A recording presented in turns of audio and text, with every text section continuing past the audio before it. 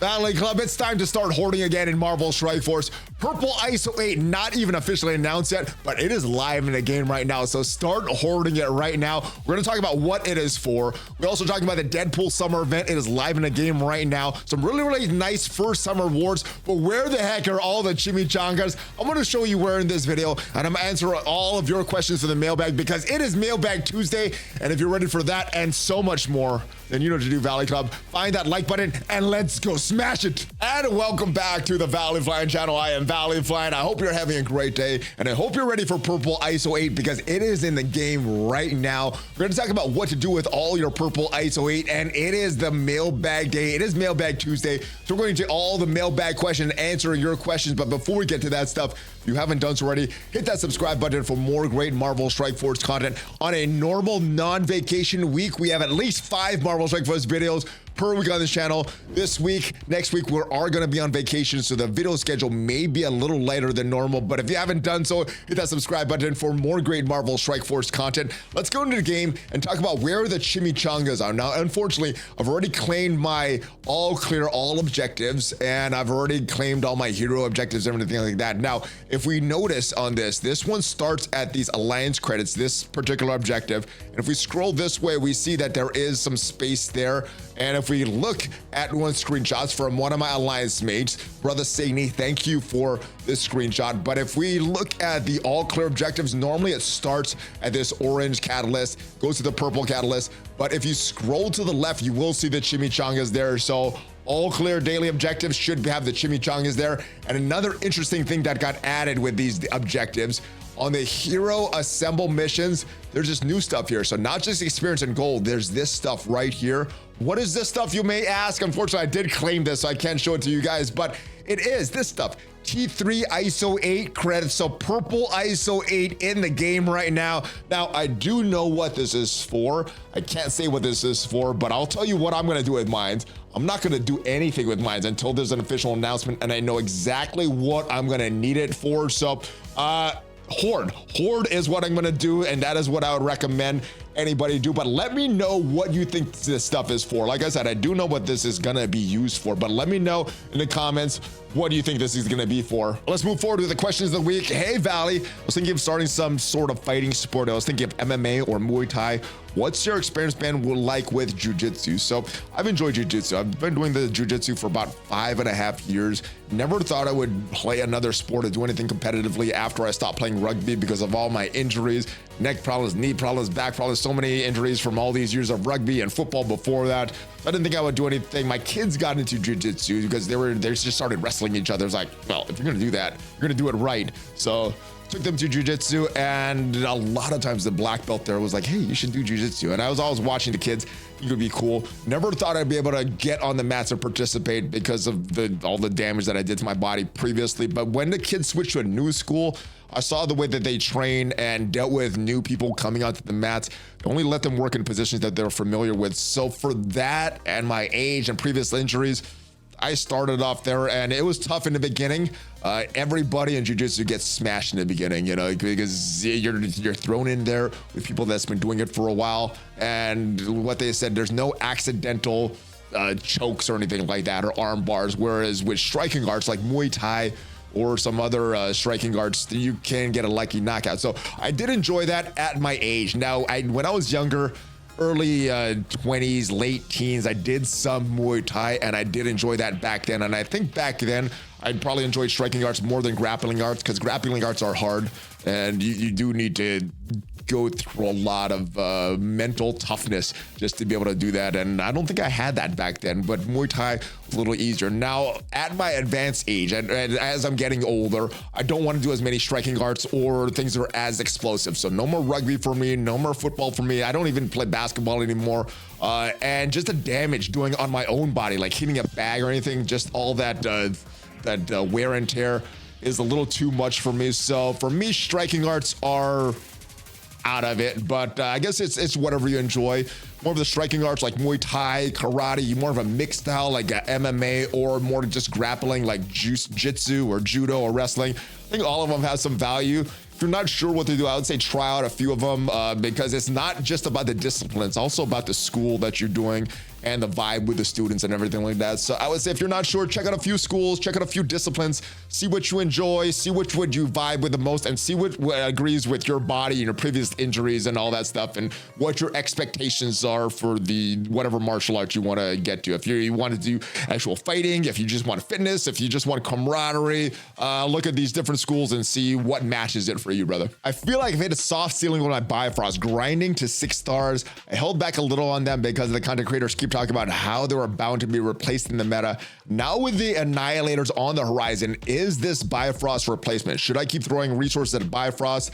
If so, what gear tier do you recommend? Now, we'll get to that question about the Annihilators in just a little bit. There's another question that I see that has an Annihilator question. I'll address it there. But as far as Bifrost, this is where I have my Bifrost built right now. All of them are either gear tier 17 or 18. We're at the highest difficulty of the incursion raids. And honestly, this team lasted a lot longer than I thought. Previously, we've had the next version of raids come in very soon after the last team was announced. And that for this incursion raid would be the Spider Society. That is what cleared the skill section, which means that the next team that, if they follow the same rotation that they did before, the next team in line would be Mystic again, which would be Bifrost. However, we don't have a new raid. We don't know what the next section is for the first section is gonna be in whatever raid that is. I think they shifted a lot of their development time towards improving the new player experience. So the new raid kind of got left behind. We do have the new Spotlight raids, but there's no Mystic section there.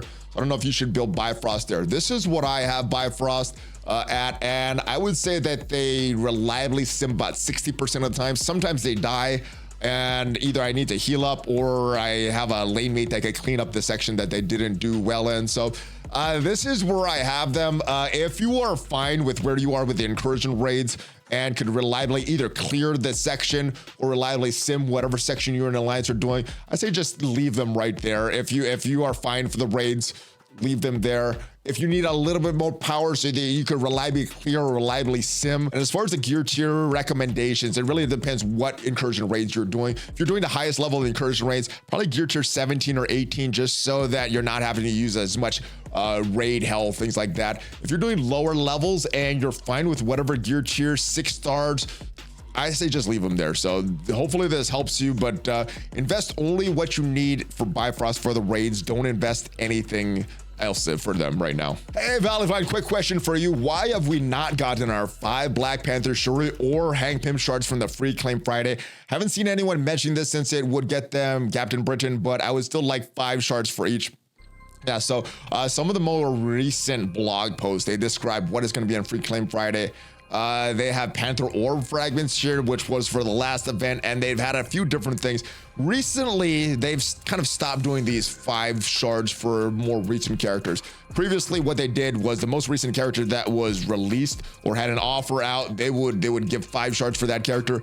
The past couple months, they've kind of stopped doing that, and they've overlapped characters that they've given these shards for. So if they're not giving what they say here, then I would be complaining a bunch. But I consider this just free stuff, and just because they've had patterns in the past of giving out shards, they didn't commit to say that they would be giving out shards every week. So for me, I don't have that much of a problem with it, but let me know in the comments if this is a bigger problem for you not getting these character shards like they've had in the past. What's up, Valley? Got a farming question this time around. What's the best and most convenient way to get blue 4 ions besides offers? The Pocket Dimension gave me so many crystals that I actually broke on the ions, need to equip them. So that's kind of what we get sometimes, you know, when we get a lot of these crystals. Usually I'm short on ions. Normally I'm short on crystals, and we're getting a lot of ions. So it's kind of like that inverse relationship between gold and training mats. We go in the game here, we see there's a few places to get these T5 level ions. Temporal Dimension was a great source of it. We've had a few great things that was source of it. Some of the missions, some of these bonus missions that they have for some of these showcase events do have them, but as far as the T2 level 5 ions, most of the time I'm getting them in events. And same thing with these 4 ions. If we go and see where we could get these 4 ions, we have these in some allied supply orb fragments. A lot of times in alliance events, we're getting these ISO or these level 4 ions as well. And if we go to the current Deadpool mission, the challenge 1-3 does have some of these ions as well. So if we go into these Deadpool missions where you use hero, That is what we have for this current week. I'm not sure what's going to happen in week 2, 3, or 4, but at least right now there is one place that you could farm some ISO 8 4 ions. But normally, like I said, where I'm getting this stuff is things like battle passes when I'm buying them, and just alliance events and just events, getting a lot of this stuff. Hey Valley, I hope you're keeping well. You as well, my brother. Love the channel. Really appreciate all the tips you give to the player base, new and old.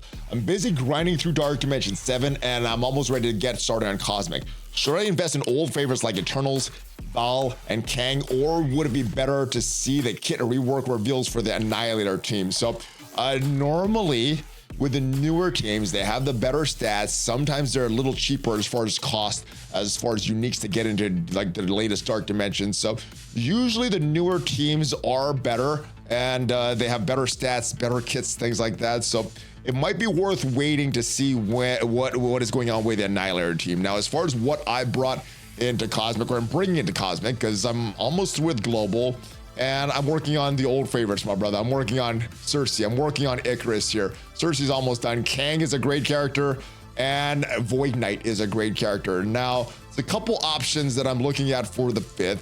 It's Ravager Stitcher. I do not want to bring this guy, but he's so cheap. As soon as I get the gamma radiation and Cersei done, we could do Cosmic and get through that, chipping away at that, and start working on a lot of legendary characters. Other option is Val. Val is a great character.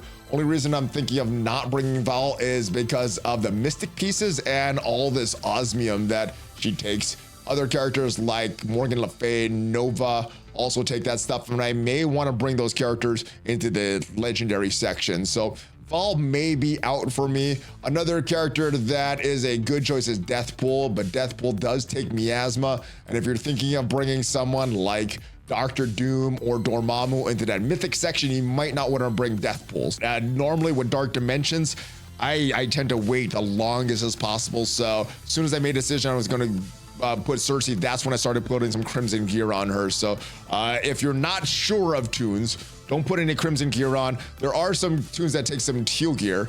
And even if we go Ravager Stitcher here, he takes some orange gear here. So I equip that stuff, but don't equip any teal gear onto these characters until you are ready to go into that section. And make sure you use the Dark Dimension Planner on MarvelStrikeForce.com. It helps you in knowing the total amount of materials that you need to get into each section, brother. And as far as your next question, do you have any ideas as to when you can expect to see these characters or reveals?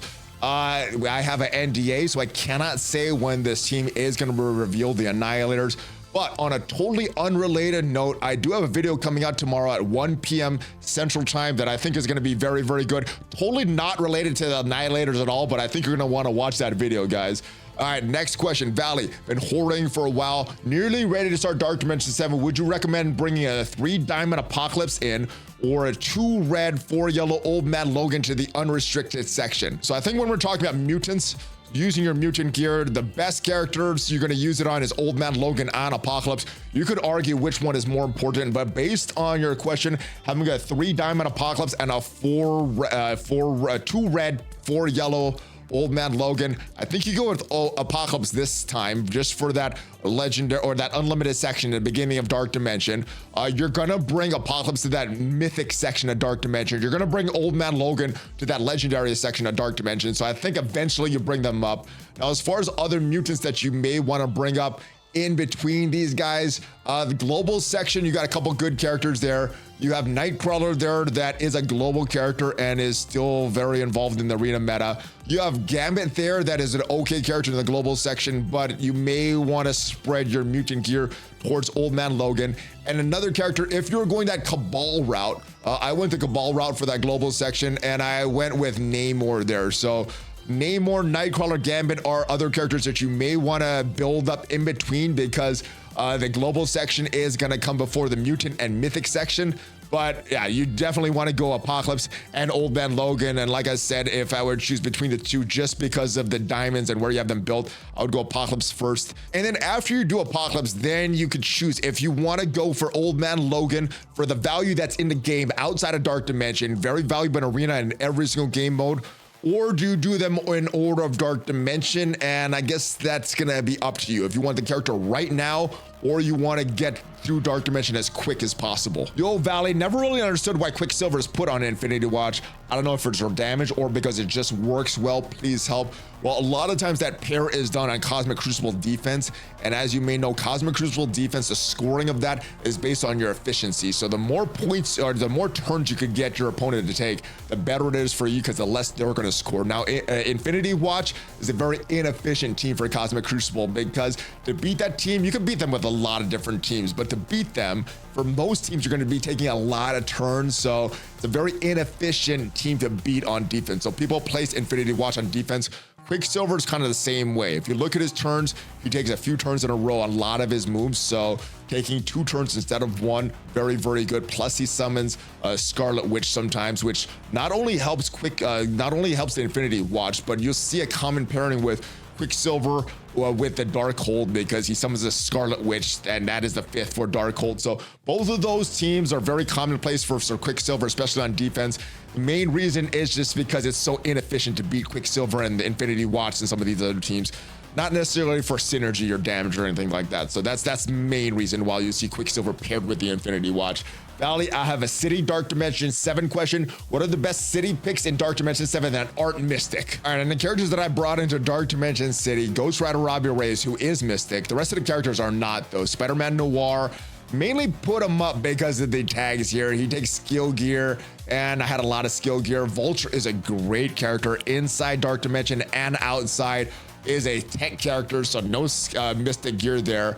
Also brought Peter B, and he is a skill bio character, so no skill gear there, no mystic gear there. And Big Time Spider-Man is a tech character, so I had a lot of tech gear, and that's why I brought him in. Now, as far as the best characters, I think you go with a couple options here. You go full Spider Society, or you bring in a lot of Spider Society characters, especially Peter B, Penny, and Pav, because they're great characters inside and outside Dark Dimension. Now, they do take a lot of same gear, and you may not want to do that.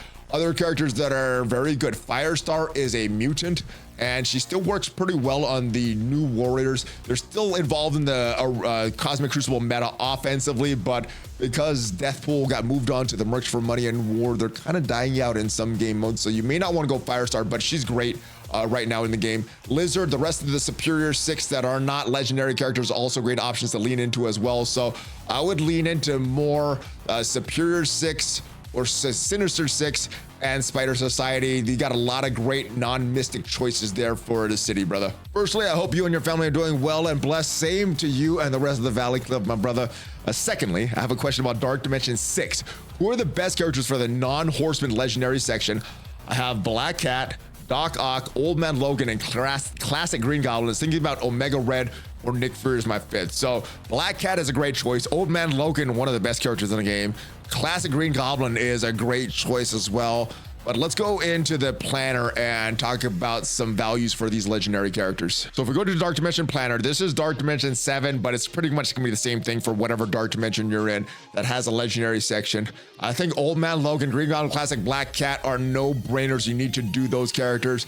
Now, as far as both the other choices that you had, Nick Fury, and you already have Doc Ock, they are expensive characters. If you look at the amount of uniques that they have, they need 90 uniques to get them to the next gear level, whereas characters like Phoenix, Invisible Woman, Omega Red, and some of our Horseman characters only take 54 of these uniques. So I would probably lean into this unless you really, really want. Doc Ock is a great character as part of that Sinister / Superior 6. But if we're going for cost, I would do something like, you could do Omega Red if you want. You already have enough mutant gear. Done Old Man Logan, Nightcrawler, and some of these other more important characters. You could go Omega Red, but if it was me, I would probably go Nova because he's a cheaper character. And then I would lean into one of these Horsemen. Now, currently, I think I use Red Hulk the most, but I would lean into whoever you're using the most. And of course, if you want to take out Nova, put in Doc Ock. Doc Ock, I think, has a lot more use outside of Dark Dimension, but just if you want to split up your gear, things like that, I think that is a great choice just for the total amount of uniques for these characters. And that's it for all the mailbag questions. Let me know your thoughts on Purple ISO 8. Obviously, you shouldn't equip it on anybody right now, but let me know who you think you're leaning on putting it on first for this Purple ISO 8. Hopefully you got some value from this video and all the questions that we answered here. And if you did, leave it a like. It is free for you, tremendously helps the channel. And if you want to see what are the trap teams that you should avoid over investing in, these aren't trashy teams, these are actually good teams, but you may risk putting too much investment in them. Check out this video up there, and I'll see you guys next time. Have a great rest of your day. Hold fist pump, ValleyFlyin out.